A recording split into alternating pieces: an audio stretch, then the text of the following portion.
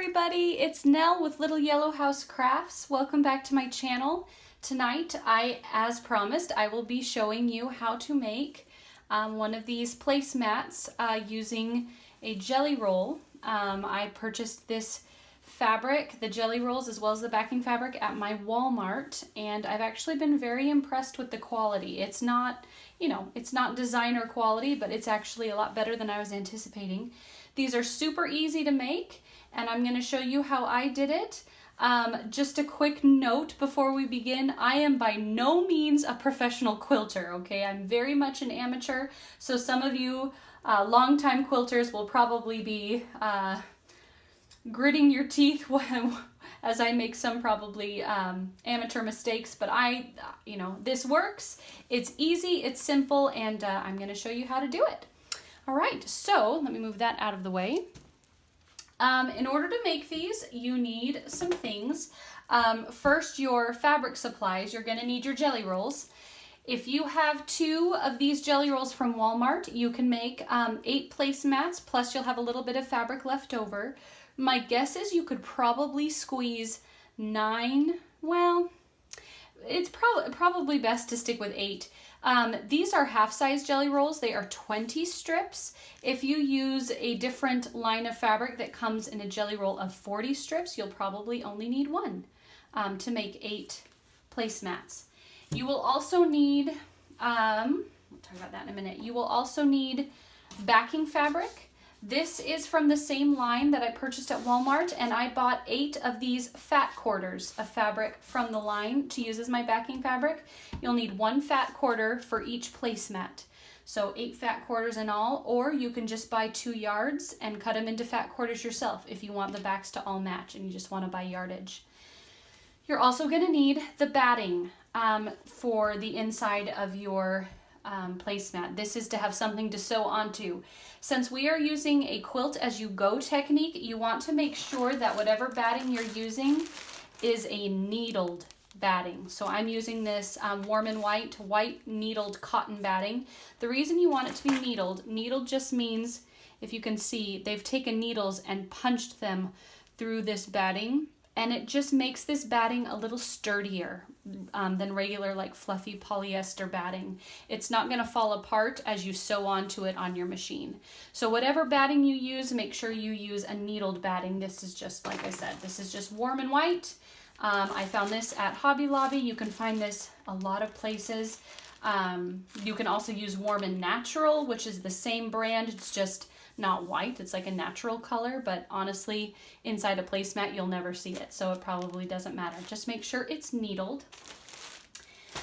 That's all the last thing you're gonna need, or at least the last thing that I used, is bias tape. This is what I used to bind the edges of my placemats.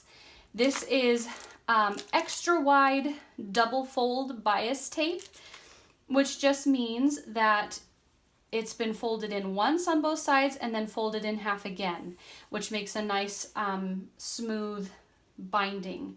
And you can make your own binding using fabric strips from the same line if you have enough left over, or using other fabric. I have never done that myself, and so I just used bias tape. And I needed 5 of these packages to make the 8 placemats, and I did have to piece them a little bit. So if you don't want to have to piece together your binding, I would try to order, maybe, I know in some places you can bulk order bias tape on a cone or something, but this worked just fine for my purposes, and it's readily available at most fabric stores. Other than that, you're just going to need basic sewing materials, scissors, a rotary cutter, and a rotary mat if you've got one, but you certainly don't have to have one to make this work. Thread, this is actually an empty spool, I ran out. I'm just using white, regular old all-purpose polyester thread. You can use whatever you're comfortable with. You are going to need a sewing machine in this tutorial. I'm using 2 different presser feet, and I don't want to get too crazy here, but we're just going to need our regular all-purpose foot. This is what my all-purpose foot looks like. You're going to need an all-purpose foot, and then you're going to need what is sometimes referred to as a 1/4 inch foot. Sometimes it's referred to as a spring-loaded quilting foot. All it is, it's a regular presser foot, but it's got this little guide that's spring loaded, and this is going to be super helpful when we're sewing our quilting lines. And you'll see this when I take it over to the sewing machine. You certainly don't have to use this. You can just continue to use your regular presser foot. You might just have to go more slowly, and your quilting lines might not be quite as straight, but you know, use what you've got. I have this. This came with my sewing machine, and I find this really useful. So I use those 2 presser feet. The only other thing you need are pins. And before you begin, I highly recommend that you iron everything. I even iron my bias tape, because when it comes in the package, it comes kind of folded up. So I ironed my bias tape. I ironed my jelly roll strips because they come folded in half. So I made sure to iron out the crease that was in the center of them. And I ironed my backing fabric, my fat quarters of backing fabric. So I'm going to take you over to my ironing board and show you how we get started on this project. And yeah, it's really simple. You're going to love it, and I can't wait to show you how it works. Okay, we are ready to start laying our first strips. Now, I am laying my strips diagonally, but you could certainly lay them horizontally. You could do vertical strips. You could do it however you like. I just like how the diagonal looks. So I'm going to choose whatever fabric I'm going to start with. I'm going to start with this gray check, and I'm going to lay it diagonally across the placemat batting that I've already cut. Oh, and I should say, this batting I have cut 19 inches by 13 inches, and that is because I want my finish size to be 18 by 12, and I always feel like I need a little bit of leeway when I'm quilting, because sometimes the fabric shrinks just a tiny bit as you sew, and that way we get nice clean edges. We can trim off, you know, any uneven edges before we bind it. So I cut my batting to 19 by 13, and I'll put all the dimensions down in the description box. But yes, first thing I'm going to do is lay my first strip diagonally, corner to corner, and I just kind of feel with my fingers, yep, that's centered on both ends. I leave approximately anywhere between 3/4 of an inch to an inch fabric extra overhang off the edges, just to make sure we don't have any shrinkage. And then I just take my scissors and I trim off the excess. And I put that aside so I can use it later if I need to. So you can see there's a little bit of extra overhang on both ends, and that's really important. So that's going to be my center strip. This is what I'm going to guide off of for all the rest of my strips. Next strip I'm going to use is going to be the leaves. So I'm going to grab, I have one here, that one's too short, so I'll grab a new one. And we're going to work up first. This one's going to be here, but because I need to sew it on, I'm going to flip it upside down and put it on top of my first strip that I put right side up. So they are right sides together. Again, I'm making sure to leave at least, you know, half an inch to an inch overhang on this end, and half an inch to an inch overhang on this end. This is where it's going to get sewed, so beyond that. So I'm going to take my scissors again, trim that one down. That one's just a hair shorter than the middle one, like that. Again, they're right sides together, and I'm going to go ahead and pin along this edge that I'm going to sew. So I'm pinning along this top edge, because that is where I'm going to sew this. And you can add as many pins as you feel like you need. I've made 7 of these now. This is my last one to complete my set. So I've made quite a few of these, and I'm feeling pretty comfortable. All right, we are pinned in place. We are now ready to take this over to our sewing machine and sew our first seam. So I will see you in a minute at the machine. Okay, we are ready to sew our first seam. I apologize, I can't get you any closer than that without the video going out of focus. I do not have professional video equipment here, so we're doing what we can. What we're gonna do is we are just gonna drop our presser foot, and we are gonna sew a 1/4 inch seam along that edge that we pinned. A quick note about using jelly rolls: if your jelly roll fabric has been pinked along the edge, if it has that zigzag cut, You want to judge your 1/4 inch from the inside point of the pinks, not the outside point. They measure 2.5 inches from the inside of the pink to the inside of the pink. So you can kind of ignore these little flaps of extra fabric and judge your 1/4 inch from this inside cut.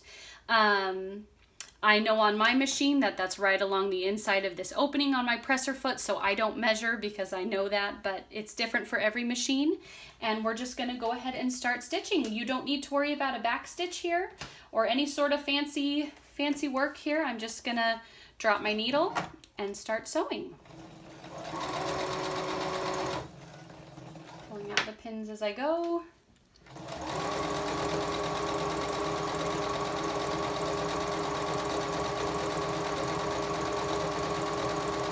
And you can see now why it's so important to use needled batting, because you are sewing directly onto this batting on your sewing machine, so you don't want little fibers getting everywhere.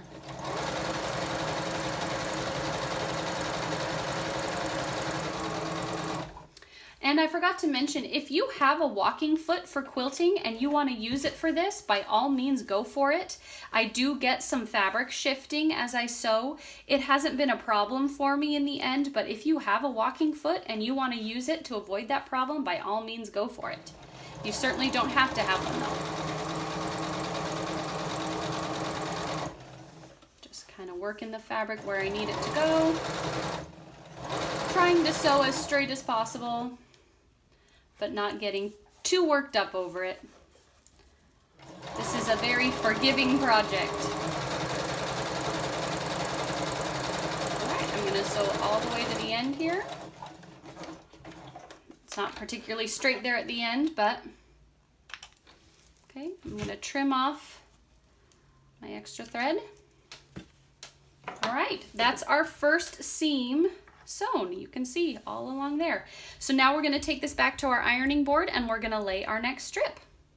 All right, before we lay our next strip, we need to iron these strips that we just laid. So we're going to fold that top one up just like that and take our iron and press it down. With this kind of quilting, this Quilt As You Go quilting, we don't press to the dark side or anything, we just press up. Okay, and you can see with this inexpensive fabric, you can see that the design on this check is not exactly straight. That doesn't bother me. If it bothers you, maybe use a different fabric, but doesn't bother me at all. It's cheap fabric and it looks quilty and piecey and sort of scrappy, which I like. All right, we're gonna take our next strip, which I've decided to use this orange and gray check, and actually this one is just about perfect. It's going to lie here, and like I said, we're working our way up. So this one will go here, and so I'm gonna lay it down. So again, we have right sides facing each other. I'm gonna lay it down so that I have at least an inch overhang where you can see where we're gonna, on the edge that we're gonna have the seam. I have about an inch over here, and about an inch over here. Cut off the excess. That's a scrap. Throw that on the floor or in your trash can or your scrap bag, depending on what you've got. All right, and once again, we're going to pin along this long edge. I think I'm just gonna try not to pin your ironing board cover. And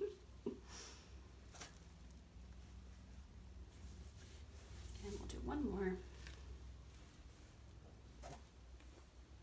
Okay, we are ready. We're gonna go back to our sewing machine and do the exact same thing again. We're gonna sew along this top edge. After that, we'll bring it back to the ironing board, flip it up, iron it down, and lay our next piece, and continue doing that until we finish this whole top half. And then I'll come back and show you what we do to go the other direction. So I'll take you over and show you this sewing one more time, and then I'll go ahead and finish the top half, and then we'll jump back into it. All right, we're ready to sew our next seam line. So again, we're just gonna line it up at the 1/4 inch, lower presser foot, sink the needle, and sew this seam.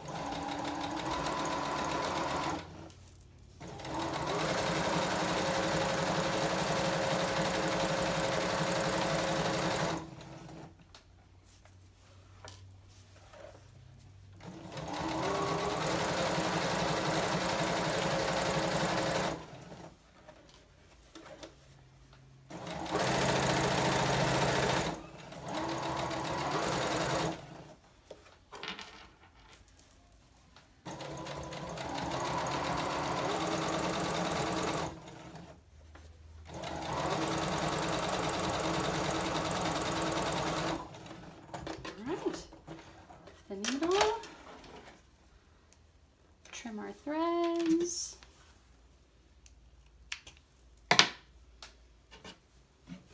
Okay. What I'm going to do is I'm going to take this back to my ironing board. I am going to fold this strip up, press it down, and lay my next strip right sides together on top of this one and keep going all the way up to the top. Okay, so I have finished the top half of the placemat. After the center strip, I ended up adding 1, 2, 3, 4, 5 more strips to get to the end. And yeah, and I've pressed them all down and we're ready to do the bottom half. This is where it's really, really tricky. This is a very fancy way to do the bottom half. Make it the top half again. That's all I do is I flip it, and now we're going to continue doing the same thing on the bottom half. So next one for me is going to be this gray truck one. That's too short. So we'll grab another one. And one thing to note, because we've now flipped it upside down, I want my trucks, usually I would put my trucks facing the right way. I'm going to make my trucks facing down before I flip it on top. That way when I iron it down, they're facing the right way, because this is the bottom half of the placemat. So this is the edge that will be closest to the person sitting at the table, if that makes sense. So once again, I'm just going to lay it on top, make sure end to end, make sure I'm lined up, and I'm going to trim my fabric. About there is good. And once again, once I've got it in place, I'm going to go ahead and pin along this edge. And just like last time, can you guys hear that bird chirping outside my window? Either that or it's a cricket, or maybe even a frog, I don't know. We're going to pin all along this edge, and I'm going to do the exact same thing I did on the other side. I'm going to sew along this top edge, flip it up, press it down, add the next strip. Sew along, press it up, flip it up, press it down, add another strip, and keep going until I cover the other half. And then we'll take it over to the cutting table and go on to the next step. Okay, we have finished sewing the strips onto our batting. So you can see here's the top half, and then here's the bottom half that I just added in the exact same way. When you flip it over, you can see your seam lines, and we've got this zigzaggy border of extra fabric all the way around.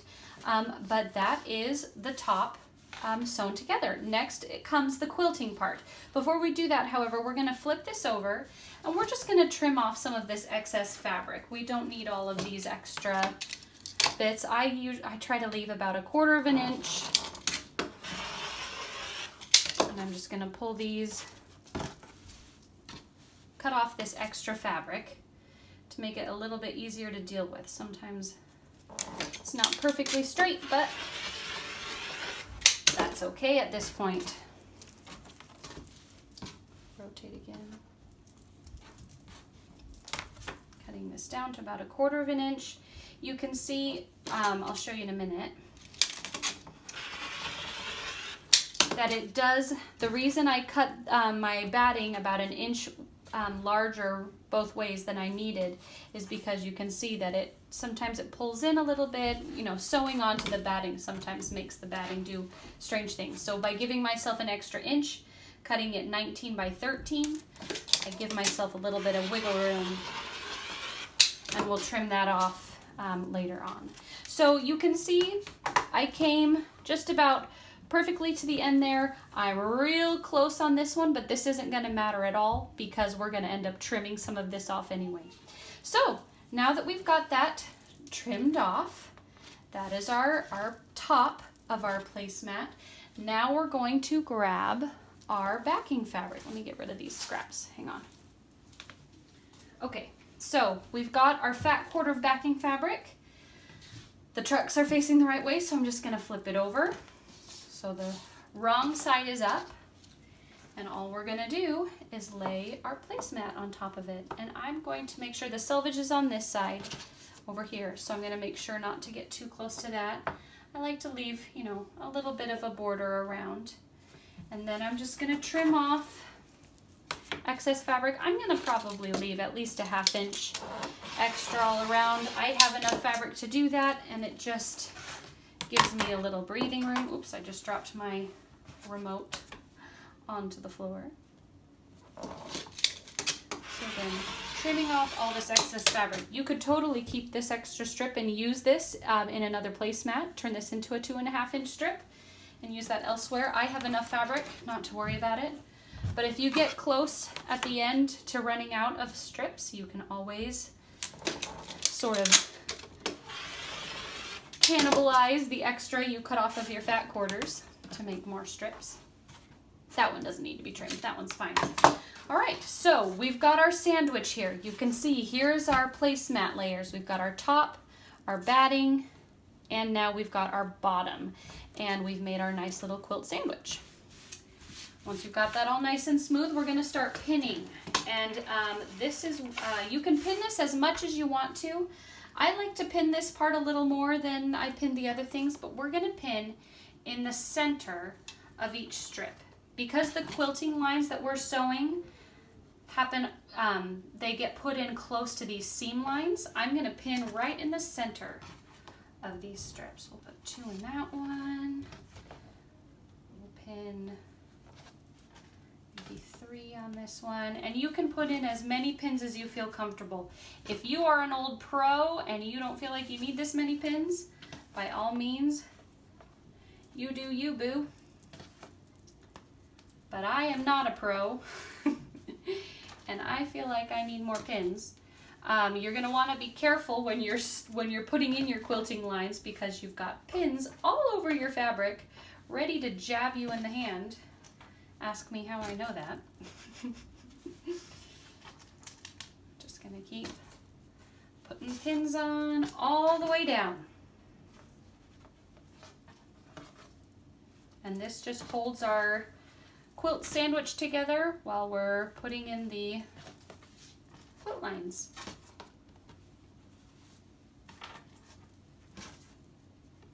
All right, so I'm going to go ahead and finish pinning this all the way down, and then we'll take this over to the sewing machine and I'll show you what we're gonna do next. Okay, this is where we are ready to start quilting. This is where it's gonna be really useful to have this presser foot that has this little spring-loaded guide in it. So I'm going to go ahead and quickly switch out my presser feet here. And I also know from experience that when I'm doing this, I actually don't want a full 1/4 inch. I want to bring my needle in just a tad. So I'm going to bring my needle over 2 clicks. You can just play with this and figure out how close you want your quilting line to be to your seam. But all we're going to do is we're going to line up.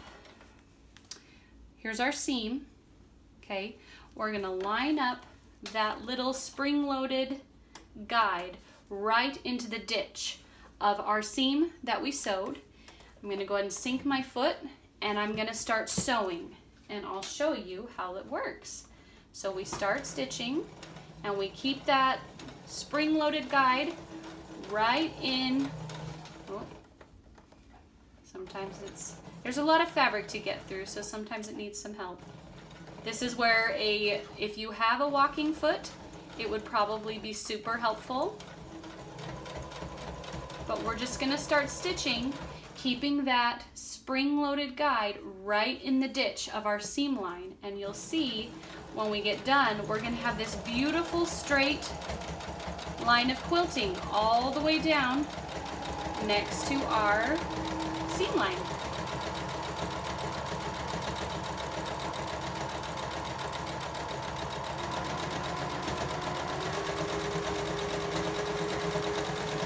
I don't have to do too much to the fabric to keep it straight.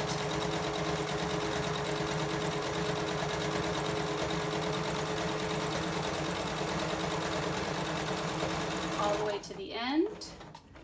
Lift my needle and I will show you what that accomplished for us. So you can see we have this beautiful, perfectly straight top stitch line right along our seam allowance, and on the back we have our first line of quilting. Okay, so then what I do is I've done that side. Now the the placemat's already flipped. I'm going to stitch along that very same seam line, but on the other side.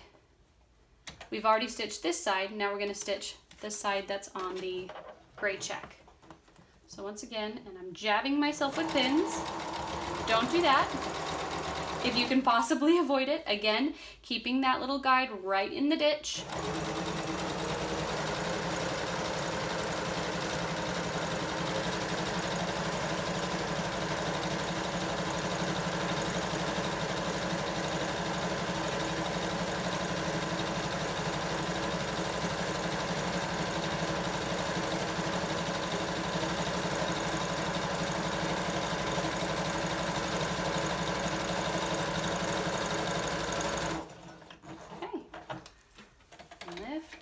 Trim off all this extra thread here.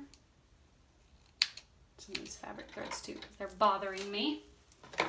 I'm a bit of a perfectionist, and I know real quilters don't necessarily worry about trimming their threads every time, but anyway. So here we go. We've got 2 lines of quilting down the center of our seam, one on one side, one on the other side. And if you look on the back, you have this nice double quilt line all the way down. So what I'm going to do now is I'm going to do that exact same thing on every seam that we've sewn, all the way up and then all the way down. On both sides of each seam line, I'm going to put in that line of quilting, and then we will take this back to our cutting table and move on to the next step. Okay, we have put in all of the lines of quilting along each seam. Because it can kind of be easy to miss a line because it's so scrappy, what I do is I actually flip it over and I just make sure I have 2 seam lines where each one, that I haven't missed one accidentally. I just double check. Once I know that I'm all done with the quilting, it's time to take out the pins. We're just going to take them all out because we don't need them anymore. The sandwich has been fully stuck together at this point. And this quilt as you go technique, I did not invent it by any stretch of the imagination. I watched a lot of quilt as you go videos when I was first kind of figuring out how I wanted to do this. It is so easy, and because if you use jelly rolls, it's all just straight lines, and it's just about the easiest way to get into quilting. So if you've never quilted before and you want to try it, this is a great way to start. And there are some really incredibly beautiful quilts you can make in this quilt as you go style. I really recommend you check out YouTube videos if you're interested, because they're just amazing. All right, I think, oh, missed one. Carefully run my hand over. Oh, missed another one. Don't jab yourself. Make sure you've got all of your pins out. Okay, they're all out. Ta-da! Our placemat. Now we're ready to trim it down to its final size. We only have 2 steps left. We're going to trim it and then we're going to bind it, and then it's done. See how easy this is? So first thing I'm going to do is just going by feel, and that's really the only way I can describe it. I'm going to try and square off one side of my placemat. Just get it as straight as I can along one edge, so that I can measure my final size from this. So I'm going to feel with my finger. I don't think that's straight enough for me. Let's try it like this. And it's okay if it's not perfect. That's part of the reason we quilted, or we laid our strips along the diagonal. It's very forgiving. So I'm going to trim one side.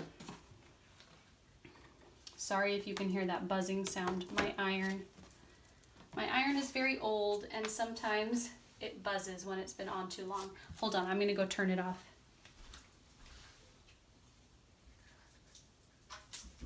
Okay, problem solved. Now it won't buzz at us. Okay. Now we are going to measure, I want it 18 inches.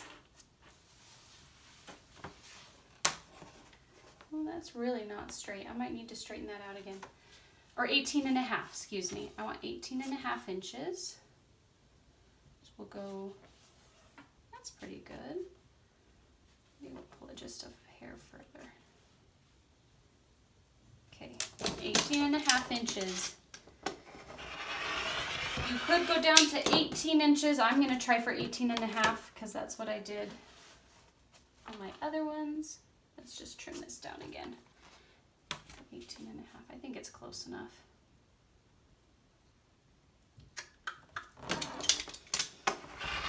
It's not perfectly straight, but the binding will cover that up. I tell you, this is an incredibly forgiving project. Now, again, we're going to line it up and we're going to do our best to square off one side. That's probably good. Make sure it's straight along the top and bottom. This is where you get to cover up any little mistakes you made. We can pull it a little further. And you're doing this by feel. Just making sure, yep, that feels good. Square that off. And last one, we want this. I want this to be, I told you I made them 18 by 12. That was a lie. I'm making them 18.5 by 12.5. But you can do whatever size works for you. Whatever size works for you. And we've got a lot more wiggle room to play with this direction. 12.5. You can see we've trimmed off a fair amount all the way around. Here is our finished placemat. All that we need to do now is to bind it. See how all of those raggedy edges all got trimmed off? It's nice and straight. If you don't have a rotary cutter, you could easily do that by hand. Just mark it with a pencil or a fabric marking pen and just carefully trim off the excess. And because we're gonna bind it, it's very forgiving. Okay, last step, the binding. Let's talk about attaching the binding. I'm using this bias tape because it was easy and readily available, but like I said, you could certainly make your own. Now the thing about this extra wide double fold bias tape, you're gonna see there is one side that is slightly in from the other. Can you see what I'm trying to show you? I don't even know. Can you see, here we go. Can you see how there's one edge that's a little bit closer in than the other? They're not exactly even. When I am using the bias tape to bind my piece, I like that slightly shorter side to be on the top, because as I'm sewing my binding on, I cannot see underneath my fabric, and the last thing I want is to not catch the back side of the binding. So by putting the slightly shorter, narrower side on the top, I have that little extra wiggle room underneath just to give me the assurance that I haven't missed sewing it. So I'm going to slide that onto the edge. I'm going to put my start and finish here at the bottom, but you can start it wherever you want. I'm not going to bother pinning this, but you certainly can. The thing about pinning this is it's sometimes, because this is so narrow, sometimes putting pins in it can warp it out of shape and make it funny. So I actually find it's easier not to pin it. But what we're going to do, now that I've kind of slid that onto my first side, we're going to take this over to the sewing machine, and I'm going to show you how I sew on the binding. This is possibly the trickiest part of the whole process, but even this is not tricky. And yeah, you'll see. It gets easier with practice. By the time I had made about 2 or 3 of these placemats, it was a breeze. So I'm going to take you over to the sewing machine and show you how I put this on. Okay, we are ready to sew on our binding. So I have slipped my bias tape over the edge of my placemat along that bottom edge like I just showed you. And I'm going to take this, and I am going to keep this little spring-loaded foot on here because I like using that to help me sew straight along the edge of the bias tape. Whoops. Slipped off. Slip it back on. Because we're not using pins, until you start sewing and kind of lock it on, you have to be kind of fiddly with it. Okay. There we go. Let's go ahead and sink my needle. And what I'm going to do is make sure that is where I want it to be, because my needle is a little bit closer in. Yeah, I like that. Okay, I like where my needle is. Just 2 little clicks closer to the edge than it would be normally. Okay, Sink my needle in. I am not going to bother to back stitch here at the beginning because when we get to the end, we're going to sew over this. And I'm just going to start sewing using that little spring-loaded guide to keep my stitching nice and straight. And I would tell you to take your time on this binding. If you start going too fast, it gets really easy to make mistakes and slip off the edge, and it just doesn't look as good. I am using white thread on gray bias tape because I like the contrast stitching, but it does show all my mistakes. So if you want to hide your mistakes a little more, I would use a gray thread on this bias tape, or, you know, a matching thread to your bias tape. If you like the contrasted look like I do, then by all means go for it, but just know you're probably going to see some mistakes. I'm gonna grab a pin because we're getting to a corner, and I'm going to show you how to work your corners. They're a little tricky, but you can do it. All I'm going to do is kind of put my finger here, open up my bias tape, flip it around the side like this, make sure I have enough wiggle room there, line it up and fold it over, and this is the one time I am going to put a pin in.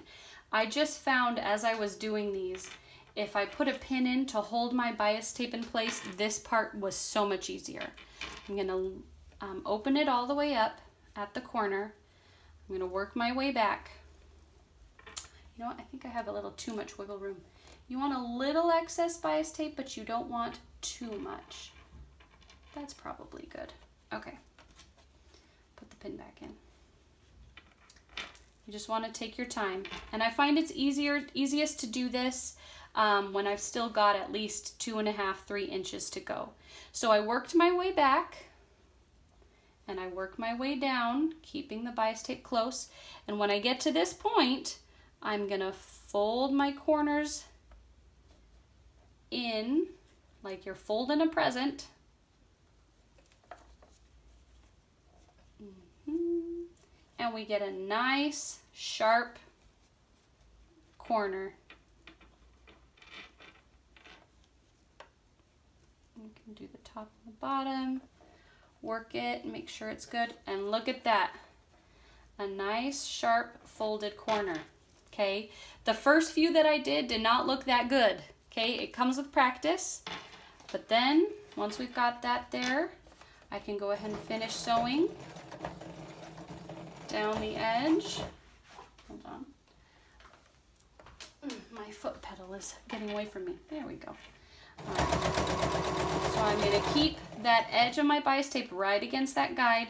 I'm going to come down to my corner. As soon as I see my needle going through, let's do one more. There we go.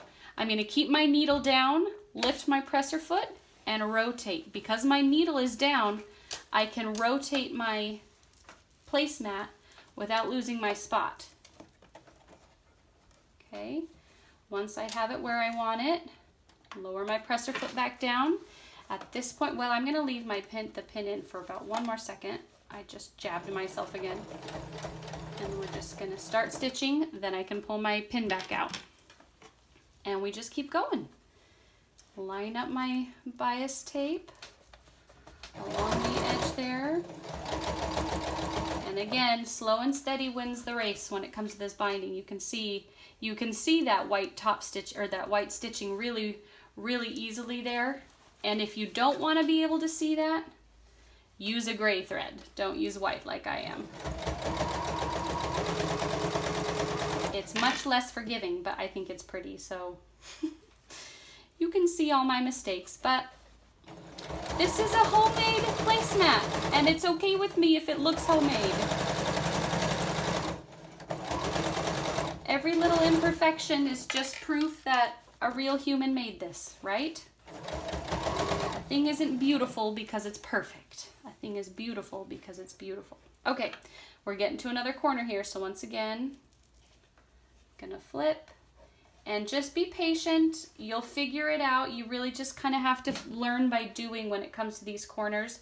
Putting a pin in to hold your bias tape still is incredibly helpful when you're doing this. Unfold it, work it down, keeping my placemat in there, work it down, get to the corner, and fold it like a present, top and bottom. My bracelet keeps hitting the table. Sorry if that annoys you. All right, that's good enough for me. Like I said, it's homemade. It's not always going to be perfect, and that's okay. Whoops, went one stitch too far, so I'm gonna back up one.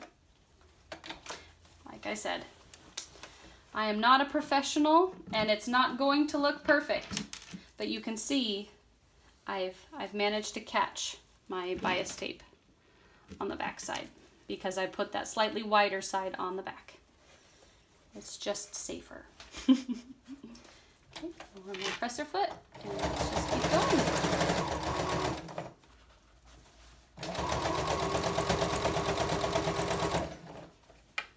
Make sure, yep, that looks good.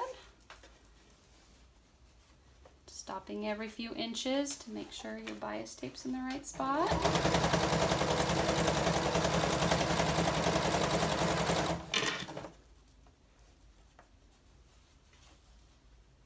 Keep going. All right, well, you guys have seen me turn 2 corners, so I'm going to stop the video and finish, and then I'll show you how I put on the ending. Or how I finish the bias tape. That's what I'm trying to say. Words now. Okay, see you guys in a minute.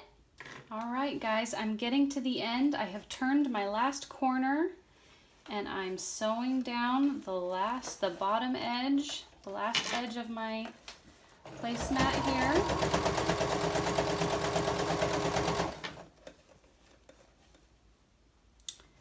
And when I get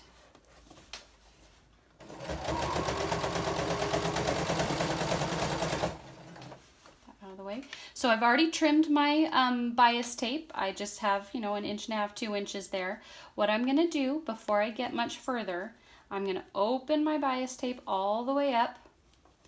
I'm going to fold about 1/4 inch to 1/2 inch in. Then I'm going to fold these sides back in, 1 and 2, and then fold them back together again. And you can see now we've got an ending piece that doesn't have any raw edges showing. And I'm just going to slip that over the top of the stuff I did previously. Try to tuck in those raw edges. And we are going to keep stitching away. As we get closer, I'm going to try to pull it over the top, but again, you might see a little bit of bias tape from your first pass peeking out. Again, this is not professionally made. This is a homemade placemat, and it's not going to be perfect. And I am okay with that. It's mine, and I made it. All right, when we get to the end here, once we stitch over the end, I'm going to stitch forward a little bit, and I'm going to back stitch to lock my thread, and that's it. Snip and snip and whoops, oh, I'm so sorry, I shook the camera. And that's it. Okay, it's not perfect along the edge. You can see a little bit of where I folded it over, but that doesn't bother me. Finished is better than perfect. It's homemade, and it's okay if it looks it. There is our beautiful placemat, quilted, bound along all 4 edges. And like I said, you know, sewing on this binding is probably the trickiest part of the whole process. But if you're making a set of 8 of these, you're going to have 32 corners to practice on, and you're going to be a champ at it by the end. So I'm going to take this over to the cutting table and show you my full set of 8 placemats. There you have it. A full set of 8 autumn placemats. You can see the different backing fabrics I used. just, you know, I kind of mixed and matched, but they look fantastic. They're not perfect, and that, you know, that's okay with me. Like I said, I made these are homemade, and it's okay with me if they look a little homemade. I'm sure if you are a more experienced quilter than I am, you could make these look even better, but for me, this is awesome. I'm so pleased with them. I'm really happy with how they turned out. These are going to be functional for our family. We're actually going to use these this fall because I just think they're beautiful. And why spend all that time making placemats if you don't use them? Anyway, thanks guys for joining me tonight. I hope that was easy to understand, and I hope that you go ahead and try making some placemats yourself. If you haven't seen my last video where you can enter to win a giveaway to win 2 of these jelly rolls from Walmart of this particular fabric print, make sure you go catch that last video and enter the giveaway. You have 1 more week to enter it. I will be drawing the winners next weekend. And yeah, I hope you guys have a great week. Thanks for joining me in this tutorial, and I'll catch you next time. Bye.